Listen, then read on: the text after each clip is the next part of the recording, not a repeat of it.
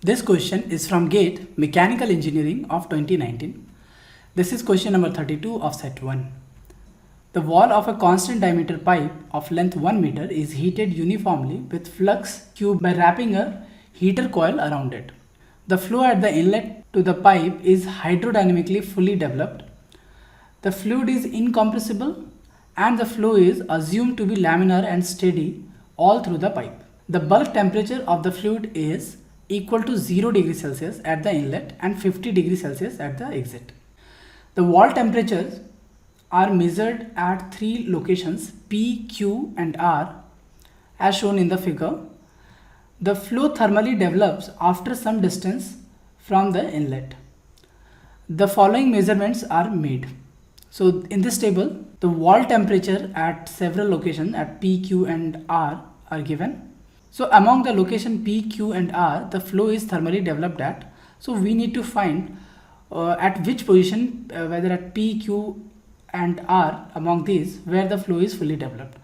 So this pipe is wrapped with a heater coil in which the inlet temperature is 0 degrees Celsius and the exit is 50 degrees Celsius. In the problem, it is also mentioned that the flow is hydrodynamically fully developed and develops thermally after some distance. So let's understand what is the meaning of hydrodynamically fully developed. In pipe flow, when the boundary layer expands to fit the entire pipe, the developing flow becomes fully developed flow. Now imagine this is a pipe and at the entrance the velocity profile is uniform. As the flow moves in the pipe, it creates a boundary layer, something like this. Now after the interaction of the lower and upper boundary layer, the flow is said to be fully developed because now there won't be any change in the property of this flow, because we are also considering the laminar and steady flow. Okay, so at this stage we say the flow is fully developed.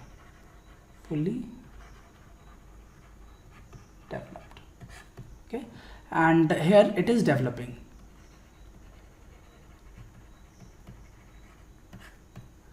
Now, so in fully developed flow, the properties of fluid will not change with respect to length. So dou by dou x of any property, let's say for property we can write P, will not change. It will be equal to 0 after this point A. So this we call hydrodynamically fully developed flow. Now let's understand what is thermally developed flow. Now in case of thermally developed flow in a pipe, the temperature profile varies. So the temperature profile varies like this. We can see here it's not similar to that of hydrodynamically developed flow. So in case of constant heat flux, so if we keep supplying the uniform heat flux or the wall temperature, we keep supplying the energy into this pipe. And since we are supplying the energy, the wall temperature keeps changing with x. So if we are supposing this is x and this is y direction, or the radial direction I can say, well, let's write y here because it's a circular pipe, so it should be r. So therefore for thermally developed flow we cannot write dou T or change in temperature with respect to x as 0. This is not true. So for this case we define a non-dimensional temperature called theta, and it is defined as T minus T wall, and T wall is a function of x. It varies, it increases in x here, and divided by T mean, or we also say this as bulk temperature, mean temperature of, or mixing cup temperature. Okay, this also varies with x minus TWx. So this is the non-dimensional temperature we define here. And if we plot this theta here, we will get a profile like this. Now one can observe here that the profile of theta is very much similar to that of the profile of velocity in hydrodynamically developed flow, right? So here we can write for thermally developed flow, change of a theta in x direction, this is equal to 0. So this defines thermally developed flow. And the meaning of this is enthalpy remains constant. So H must be constant. Now if we differentiate theta with respect to x, And since in this case we are given that uniform heat flux is supplied in the pipe, that means for this condition, from the momentum equation, if you can dTm, that is the mean temperature in x direction, change in mean temperature in x direction, is equal to change in wall temperature in x direction. So this is the condition for uniform heat flux, when the uniform heat flux is supplied in the pipe. You can derive this equation as well from the momentum equation. And if you want to see the derivation, you can also refer to the NPTEL reference that I'll be giving at the end. Now the meaning of fully developed flow is nothing but fully developed flow is a flow when the flow is thermally developed and plus the flow is hydrodynamically developed. So we have seen both the cases. As of this problem, we need only this equation. Let's say this as equation number 1. So we'll be needing only this equation for the calculations involved in this problem. Okay. So from this equation number 1, we can say that the slope of the mean temperature or the bulk temperature of fluid should be equal to slope of wall temperature. Now let's plot the graph between temperature and length of fluid. So we'll be plotting two graphs, that is to get the slope of bulk temperature of fluid, we can plot the graph between the bulk temperature and the length, and to get the slope of wall temperature, we will plot wall temperature with the length of pipe. So the inlet temperature of the fluid is given 0 degrees Celsius. So it's here inlet, that means length is also 0 here. And at exit, where the length is 1 meter, the temperature is given to be 50 degrees Celsius. So somewhere around here. So we can name these points as this is 150 degree. So y-axis is temperature, so this is 50 degrees Celsius. Now the wall temperature at location P is given to be 50 degrees Celsius. So P is at 0.4 meter, so 0.1, 0.2, 0.3, and this is 0.4 meter.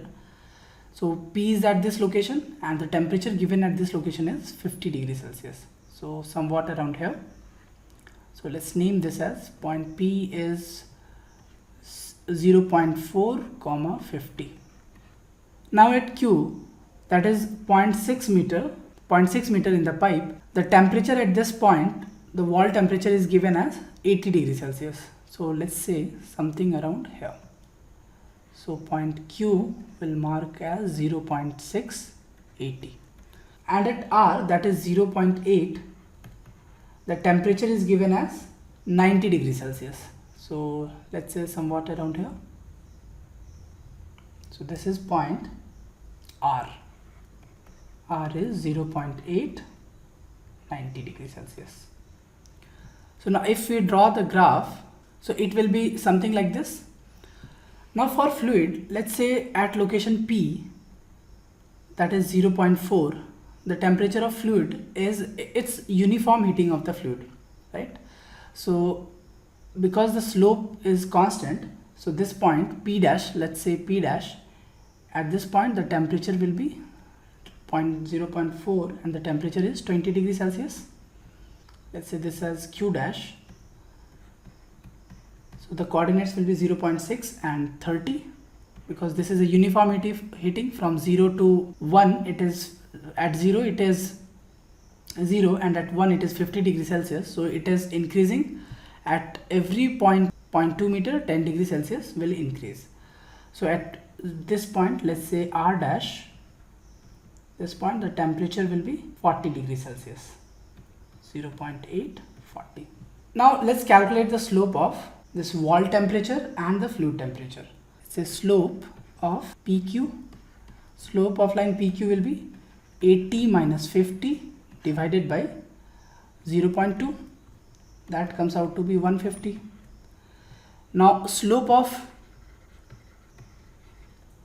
P dash Q dash, let's calculate this. So this we already know, uniform heating of fluid. So 30 minus 20 divided by 0.2 and it will be 50. This is the slope of wall temperature and this is the slope of fluid temperature.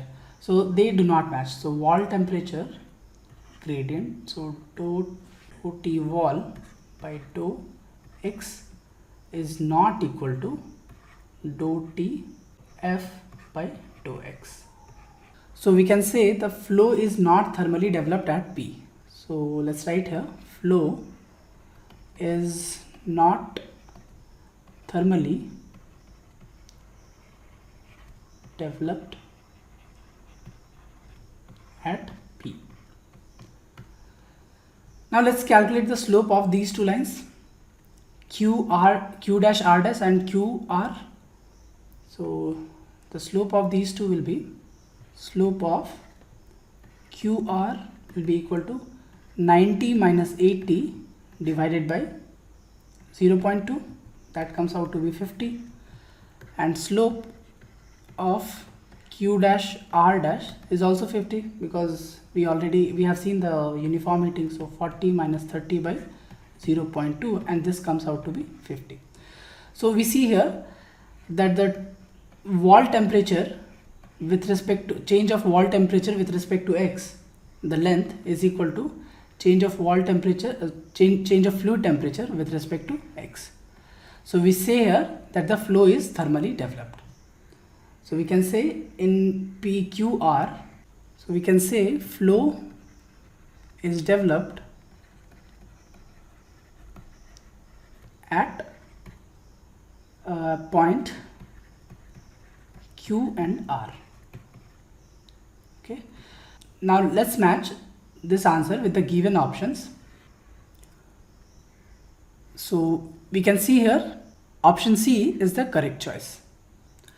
To get more information on hydrodynamically and thermally fully developed internal laminar flow, you can refer to the NPTEL course on convective heat transfer by Dr. Arvind Pattamata and Professor Ajit K. Kolar of the Department of Mechanical Engineering, IIT Madras.